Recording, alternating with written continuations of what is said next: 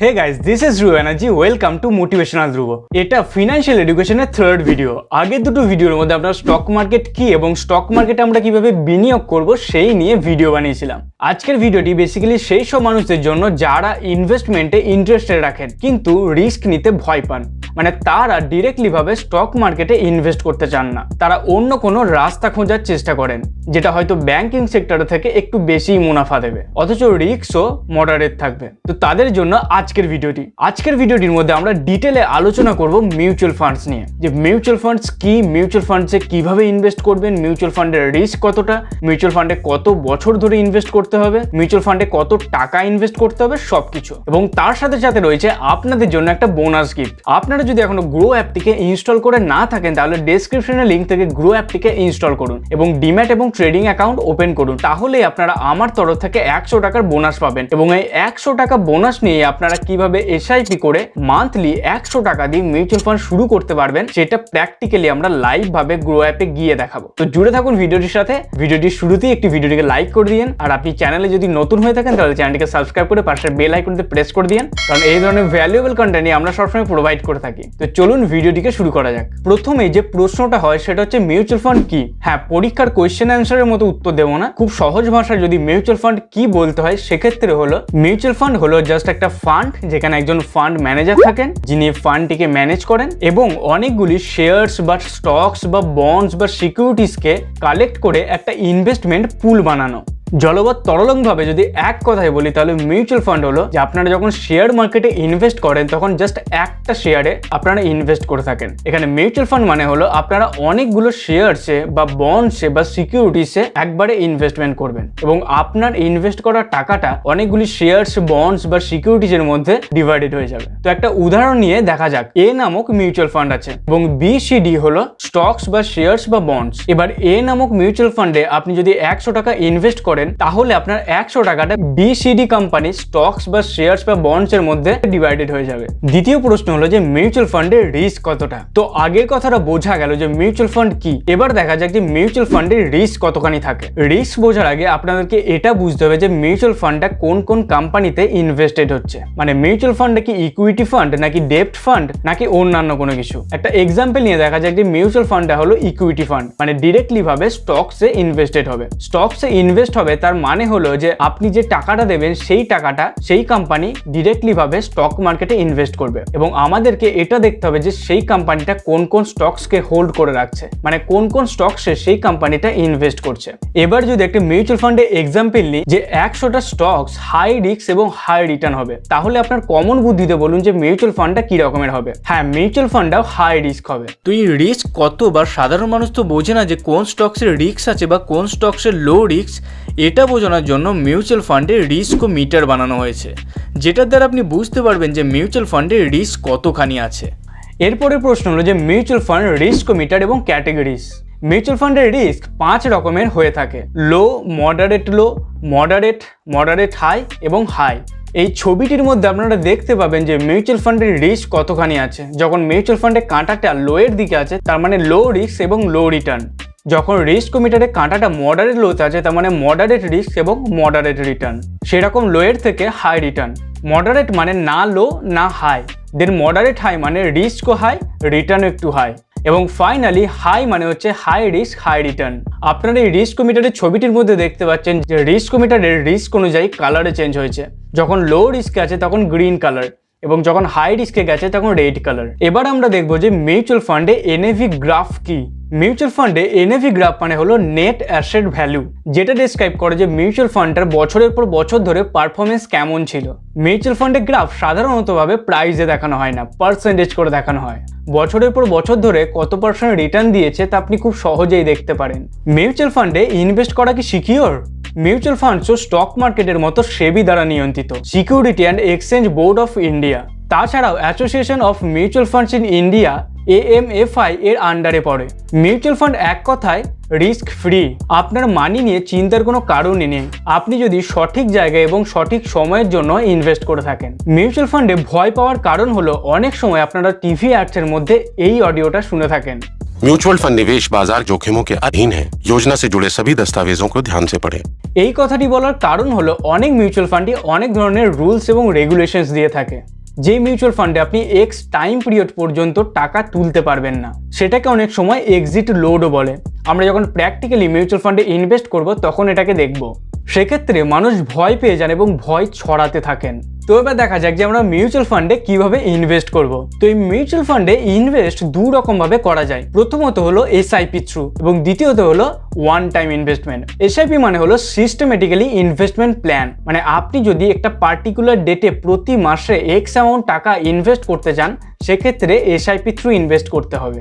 এবং one time investment মানে হলো আপনার কাছে যদি একটু মোটা টাকা থাকে, সেক্ষেত্রে আপনি একবারে টাকা ইনভেস্ট করে একটা এক্স টাইম পিরিয়ড পর্যন্ত ওয়েট করবেন, আপনার টাকাকে মোটা টাকায় রূপান্তরিত হওয়া পর্যন্ত।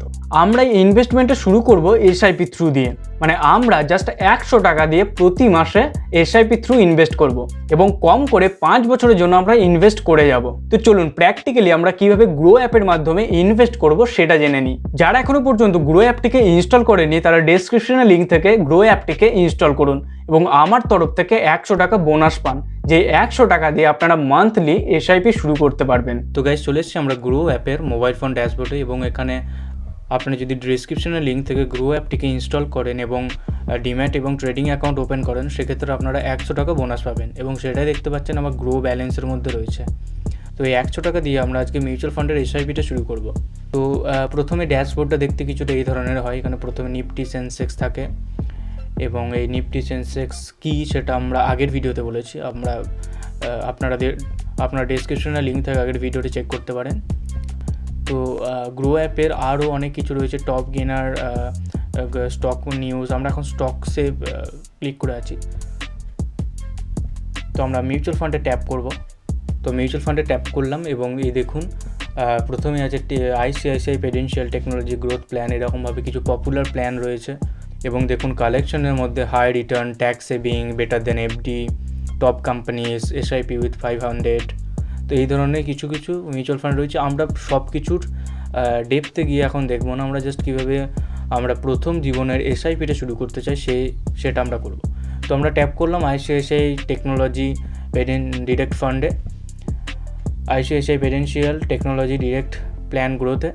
এবং এখানে আপনারা দেখতে পাচ্ছেন প্রথমেই মিউচুয়াল ফান্ডটা ওপেন করার আগে আইসিআইসিআই প্রুডেন্সিয়ালের নিচে কিছু লেখা আছে যে ভেরি হাই রিস্ক। তো আমরা বুঝেছি যে হাই রিস্ক এবং হাই রিটার্ন।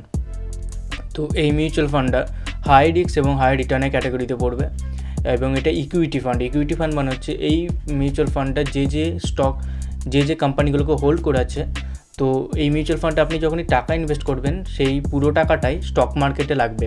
তো সেই জন্য এটি ইকুইটি ফান্ড, ডিরেক্টলিভাবে স্টক মার্কেটে ইনভেস্ট হবে।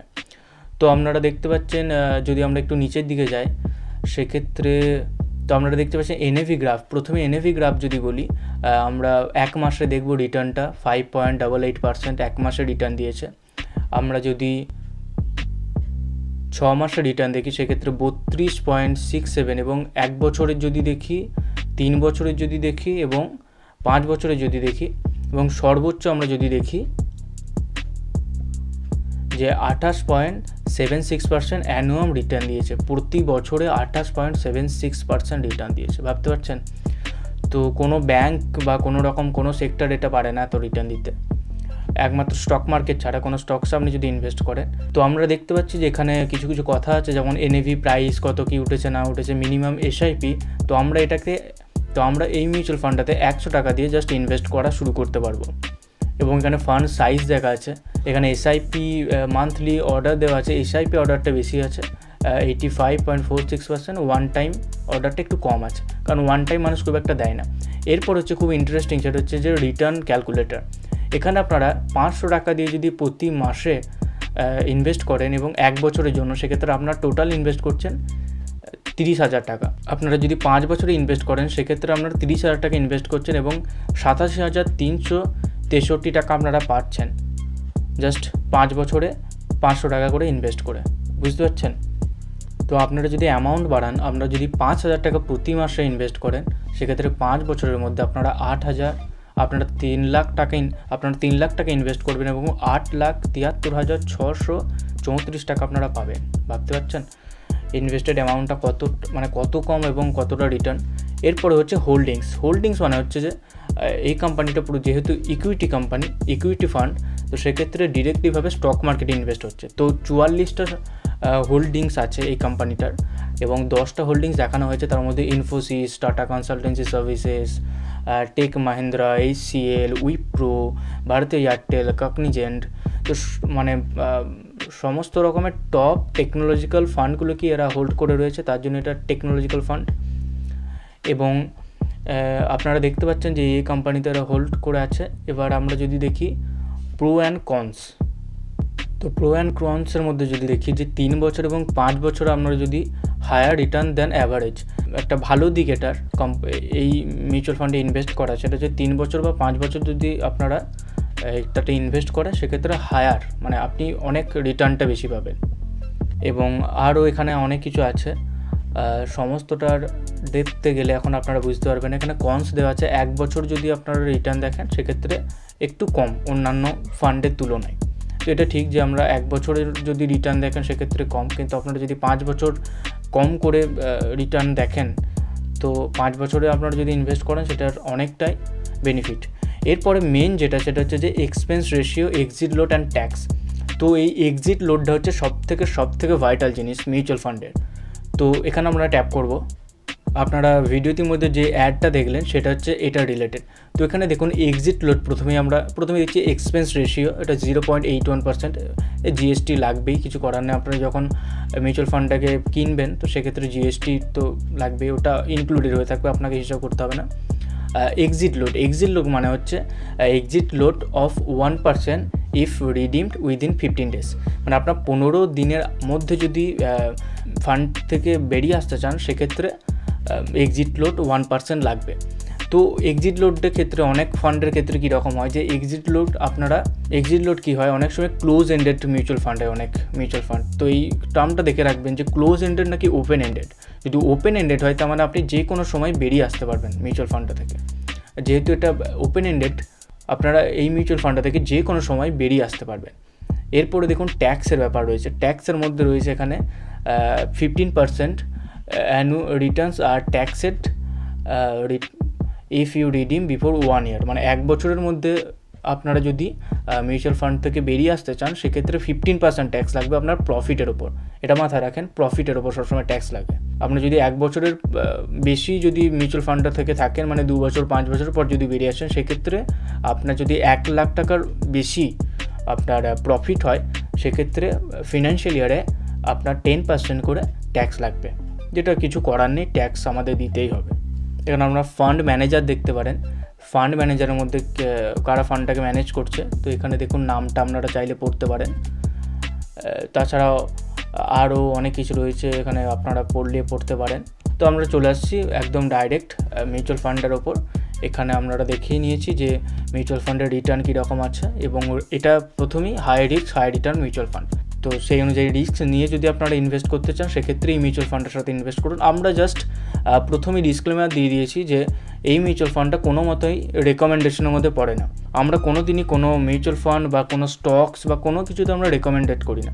আমরা জাস্ট একটা এক্সাম্পল নিয়ে দেখাই আপনাদেরকে।